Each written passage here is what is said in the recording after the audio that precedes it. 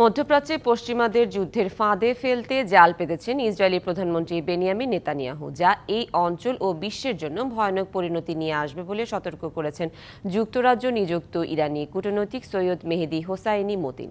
তবে ইসরায়েল যদি ফের ইরানে হামলা চালানোর কথা ভাবে তাহলে আরও বড় ভুল হবে বলেও জানান তিনি। এমনকি 12 এপ্রিলের চেয়ে তেল আবিবকে লক্ষ্য করে আরও বড় এবং পূর্ব সতর্কবার্তা ছাড়াই হামলা চালাতে পারে ইরান। তিনি আরও বলেন, বেপরোয়া মিত্র ইসরায়েলকে সংযত করতে পারছে না ওয়াশিংটন, আর মধ্যপ্রাচ্যে যেভাবে বিশ্বাসযোগ্যতা হারাচ্ছে তাতে শেষ পর্যন্ত যুক্তরাষ্ট্রকে এই অঞ্চল ছেড়ে চলে যেতে হবে বলেও মন্তব্য করেন তিনি।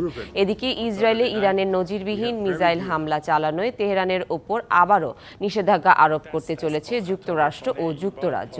এর মধ্যে দিয়ে ইরানের তেল রপ্তানি সক্ষমতা কমবে বলে হুঁশিয়ারি দিয়েছে মার্কিন পররাষ্ট্র মন্ত্রণালয়। 1, 2, 3 ঢাকায় জমি জিতে নিন 100% ক্যাশব্যাক সহ 20 কোটি টাকার পুরস্কার।